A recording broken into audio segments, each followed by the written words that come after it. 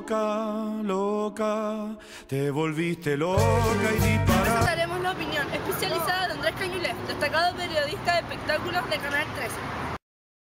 Bueno, Andrés, la primera pregunta acerca de nuestro documental de música es esta. ¿Cuál es tu opinión acerca del proyecto de ley enviado al Congreso acerca del porcentaje obligatorio de música chilena que debería sonar en las radios? Ya, bueno, lo de obligatorio me parece que ahí ya marca una diferencia que es lamentable que se tenga que obligar a las radios a poner música chilena.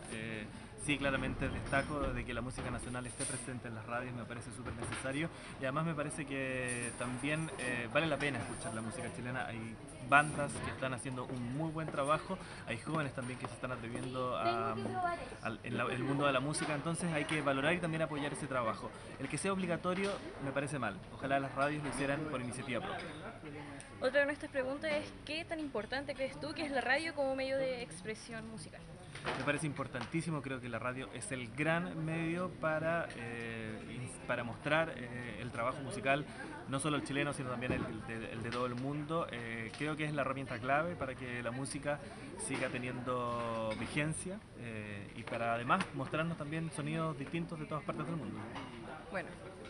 Bueno, ¿qué ocurre con la música actual? Si nos podría realizar un pequeño análisis general tanto del escenario nacional como del escenario internacional.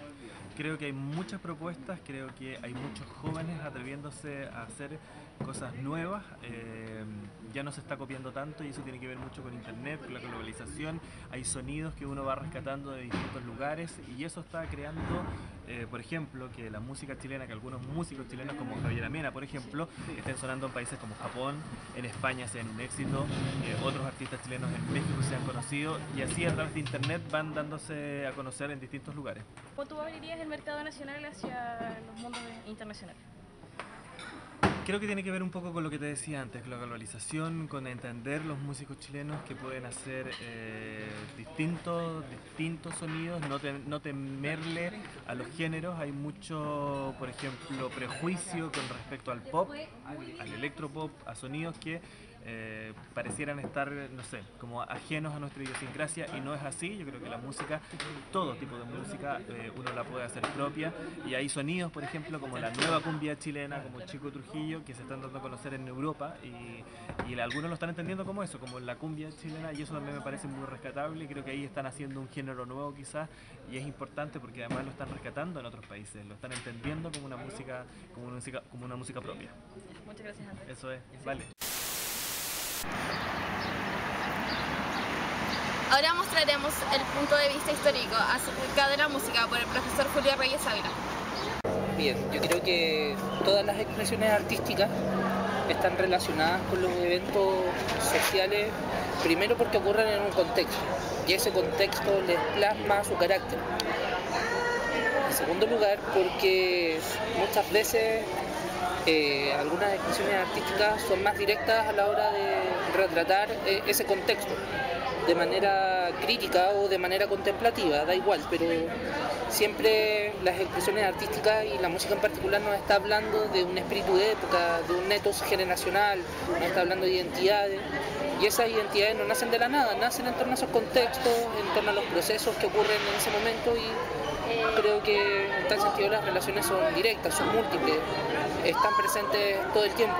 No hay ninguna canción, por más superficial que se pueda considerar, que uno pudiese establecer que es ajena a un contexto, a la identidad de un grupo y bueno, las identidades se van fraguando a partir de las experiencias que van teniendo los distintos grupos sociales históricamente.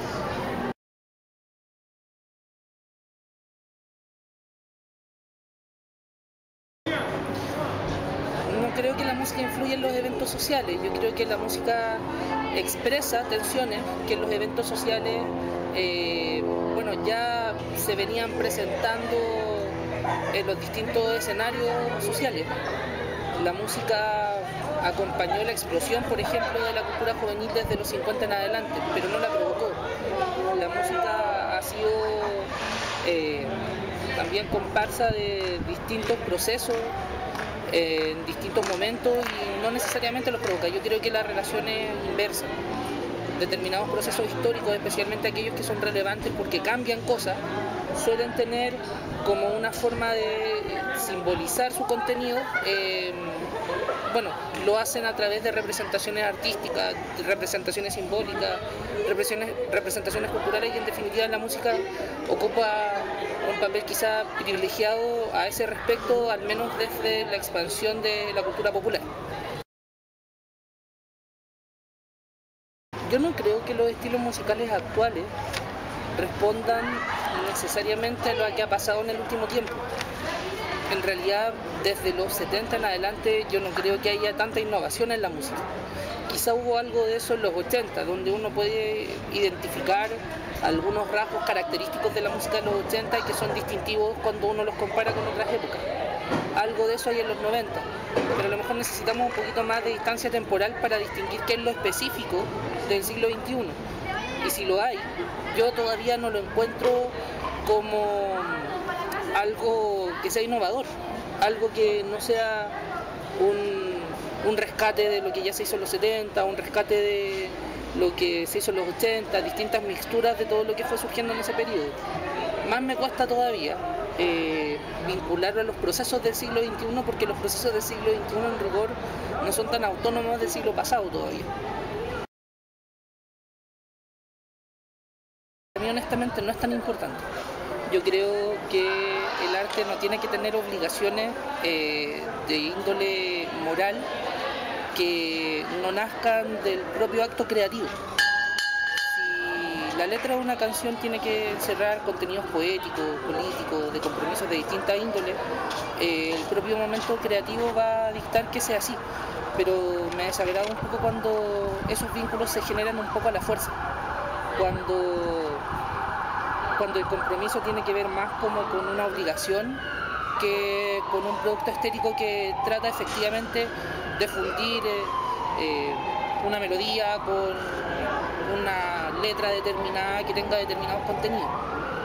No soy muy amigo de los cantantes comprometidos por lo mismo, salvo cuando esos compromisos de la índole que sean, ambientales, políticos, de género, nacen del propio acto creativo y no como una obligación. De repente hay grupos, hay artistas que pareciera que tuviesen la obligación de hacer letras como con sentido siempre, y el acto creativo creo que no es tan así. Bien, yo creo que hay fenómenos interesantes en el siglo XX en particular, donde la música se pone al servicio de explosiones de masividad social que son interesantes de atender. Siempre hay relaciones entre música y historia, o entre las sociedades de distintas épocas y los estilos musicales que se dan. Quizá lo nuevo del siglo XX sea la masividad. Bien, entre las élites del antiguo régimen y el barroco hay un vínculo cultural, y se expresaba en un espacio donde la música era el acompañamiento, pensando por ejemplo en la ópera del siglo XVIII. Siempre lo hubo, pero quizás lo relevante del siglo XX sea ir viendo cómo la sociedad se va democratizando, va incorporando masivamente actores sociales que antes existían pero que estaban invisibilizados y que ahora actúan como sujetos, con proyectos, con ideas, con disconformidades, y que ese surgimiento, esa explosión de estos actores fue siendo acompañada por algunos estilos musicales. Para mí hay momentos que son cruciales a ese respecto. En la década del 20, por ejemplo, la aparición de esta especie de sociedad de masa y el Charleston implican un vínculo interesante. Las cuestiones raciales y el jazz plantean otra relación que me parece relevante también. Quizás la más interesante de todas es la que representa el rock con la maduración de un actor juvenil en la década de los 50 y 60. Pero ahí la música cumple, como todo el resto de los ámbitos culturales, el rol de simbolizar, de expresar algo que ya está en los actores. ¿Bien? Y no solo la música. Por ejemplo, ese mismo etos juvenil que podrían representar Elvis, los Beatles, lo representa James Dean en el cine. Y si uno va quizá a lo más esencial de lo que representan los Beatles y James Dean, llega a lo mismo. Llega a las actitudes rupturistas de generaciones de jóvenes que ahora querían participar más que lo que se les había permitido en épocas anteriores. Entonces el vínculo siempre está, pero creo que a las expresiones artísticas les cabe el rol de representar simbólicamente lo que está ocurriendo en la sociedad. Muchas gracias. Para finalizar, corroboramos nuestra idea del comienzo, ya que consideramos que cada uno de los actos creativos va a ser comprendido de mejor forma en la época en que se estaba realizando a una época distinta. Un ejemplo claro es el de Charleston, que produjo gran impacto en los años 20, pero no así en la actualidad, ya que el contexto en que se rodea no concuerda con el contexto actual de música de masas, en donde la juventud toma el partido ante las nuevas corrientes musicales. Pero no debemos dejar de lado ciertos fenómenos como fueron los Beatles, fenómeno musical iniciado en los años 60, pero no por eso dejado de lado en la actualidad, ya que se considera como una banda de culto y que traspasa las barreras generacionales. Así concluimos finalmente de que todos los actos creativos que son capaces de traspasar las barreras generacionales son los considerados clásicos, además de eso como una inspiración para los artistas del presente.